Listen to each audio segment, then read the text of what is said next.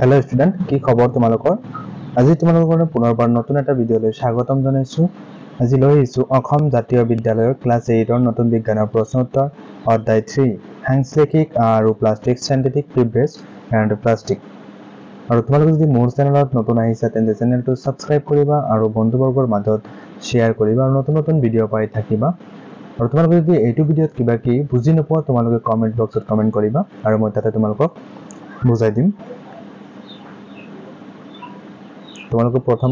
কোৱেশ্চনটো উলিয়াই লোৱা আৰু কলম আৰু বহি হাতত লৈ লোৱা তোমালোকে লিখি লবা শুদ্ধটো বাছি হলে কোনবিধ সম্পূৰ্ণৰূপে সাংশ্লেষিক আ নহয় ইয়াৰ কাৰেক্ট আনসাৰ হ'ব B is a correct answer rayon B is a correct answer rayon তাৰ পিছত 2 তাপত দ্বাৰা প্লাষ্টিকৰ উদাহৰণ হল বহুযোগী 66 এডিবিক এসিড মেলামাইন পলিয়েষ্টাৰ ইয়াৰ কাৰেক্ট আনসাৰ হ'ব A is a correct answer বহুযোগী 66 এটো তোমালোকে ভালকে লিখি লবা ইয়াত ডাইৰেক্ট বহুযোগী উঠিছে আৰু অপচন নংটো উঠা নাই তোমালোকে অপচন এ দি বহুযোগী 66 তোমালোকে লিখি লবা তাৰ পিছত সাংশ্লেষিক আবোৰ হল সৰলৰৈখিক শৃংখল বহুযোগী শাখা শৃংখলযুক্ত বহুযোগী ক্ৰস সংলগ্ন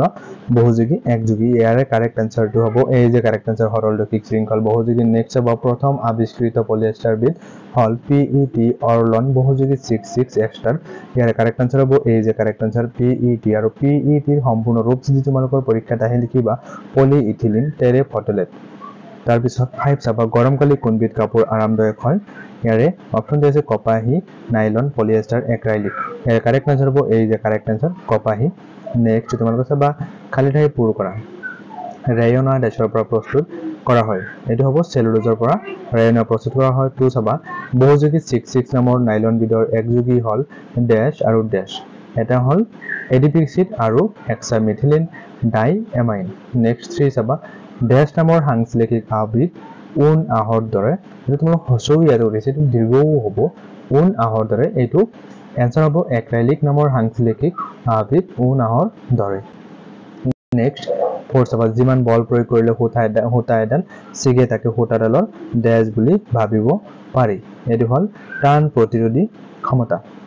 5 ডেছ প্লাষ্টিক চনকা ক্ৰস সংলগ্ন তাৰপিছত 6 চাবা পানী শীতল পানীয় আদি ৰখা বটলবোৰ সাধাৰণতে ডেছ নামৰ প্লাষ্টিকেৰে তৈয়াৰী এটো হল পিইটি নামৰ প্লাষ্টিকেৰে তৈয়াৰী নেক্সট চাবা 3 নং কোৱেশ্চন সাংশ্লেষিক আহেৰে তৈয়াৰী কাপোৰৰ সুবিধাসমূহ বৰ্ণনা কৰা ইয়াৰ আনসাৰ হ'ব সাংশ্লেষিক আহেৰে তৈয়াৰী কাপোৰৰ সুবিধাসমূহ হল এ দিছো মই পয়েন্ট ওয়াইজ লিখি দিছো চাবা সাংশ্লেষিক আবোৰ বেছি দিন টিকে বি এই কাপোৰৰ মাজেৰে পানী নহৰকে হেহে ই ছাতি বনাবৰ বাবে উপযোগী সি সাংশ্লেষিক কাপোৰত পোকে নধৰে তাৰোপৰি সাংশ্লেষিক আহত সহজে দাগ নালাগে তাৰ পিছত 4 নং কোৱেশ্চন চাবা সাংশ্লেষিক আহৰ অসুবিধাসমূহ বৰ্ণনা কৰা ইয়াৰ আনসাৰ হ'ব সাংশ্লেষিক আহৰ অসুবিধাসমূহ হৈছে তাপ পালে সাংশ্লেষিক আহেৰে তৈয়াৰী কাপোৰবোৰ নষ্ট হ'ব পাৰে এই কাপোৰে গৰমকালি ঘাম শুহি ল'ব নোৱাৰে এই কাৰণে গৰমকালি এনে কাপোৰ আৰামদায়ক নহয় তাৰ পিছত সি এই কাপোৰ জৈৱ পচনক্ষম নহয় নেক্সট 5 চাবা আহৰ টান প্ৰতিৰোধী ক্ষমতা কেনেদৰে জুখিব পাৰি লিখা ইয়াৰ আনসাৰ হ'ব আ এডালৰ দুটা মূৰ দুখন হাতে টানি আডালৰ টান প্ৰতিৰোধী ক্ষমতা জুখিব পাৰে কোৱেশ্চন নং 6 ৰেয়না কিয় সম্পূৰ্ণৰূপে সাংশ্লেষিক আ নহয় লিখা ইয়াৰ আনসাৰ হ'ব ৰেয়ন আ প্ৰাকৃতিক আহৰ পৰিৱৰ্তিত ৰূপহে তথাপিও ই মানৱ সৃষ্ট আ হেহে ই সম্পূৰ্ণৰূপে সাংশ্লেষিক আ নহয় নেক্সট 7 নং কোৱেশ্চন চাবা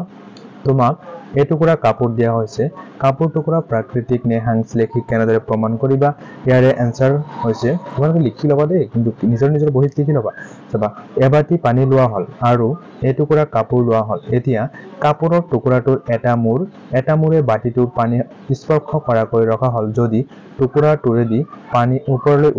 উঠি আহে তেন্তে টুকুৰাটো প্ৰাকৃতিক আৰু যদি পানী ওপৰলৈ উঠি নাহে তেন্তে টুকুৰাটো সাংশ্লেষিক নেক্সট 8 নং কোৱেশ্চন চাবা প্লাষ্টিকৰ সামগ্ৰীসমূহ জনপ্ৰিয় হোৱাৰ কাৰণ বৰ্ণনা কৰা ইয়াৰে আনসাৰ চাবা প্লাষ্টিকৰ সামগ্ৰীসমূহ জনপ্ৰিয় হোৱাৰ কাৰণ হৈছে এ আছে প্লাষ্টিকৰ সামগ্ৰীবোৰ পাতল বি প্লাষ্টিকৰ সামগ্ৰী পাতল যদিও যথেষ্ট টান সি প্লাষ্টিকৰ সামগ্ৰীৰ দাম তুলনামূলকভাৱে কম ডি প্লাষ্টিকত মামৰে নধৰে ই প্লাষ্টিকৰ মাজেৰে বিদ্যুৎ প্ৰবাহিত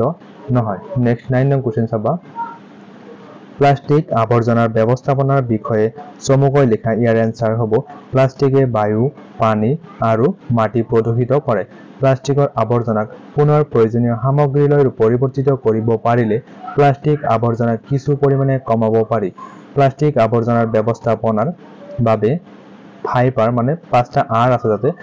ব্যৱস্থাপনাৰ বাবে ফাইবাৰ ধাৰণা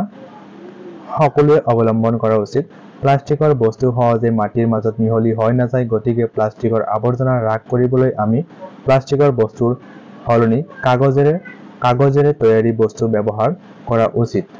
নেক্সট 10 নং কোশ্চেন চাবা প্লাষ্টিকে পৰিৱেশ কেনেদৰে প্ৰদূষিত কৰে লিখা ইয়াৰ এনসাৰ হ'ব প্লাষ্টিকে পৰিৱেশ কেনেদৰে প্ৰদূষিত কৰে তলত আলোচনা কৰা হল এ মই পইণ্ট কৰি তোমালোকক লিখি দিছো এ চাবা প্লাষ্টিকবোৰ জীৱ অৱনমক্ষম ফলত বায়ু মাটি পানী ইয়াৰ দ্বাৰা প্ৰদূষিত হয় বি চাবা প্লাষ্টিকৰ বস্তুবোৰ মাটিত পৰি থাকিলেও পচি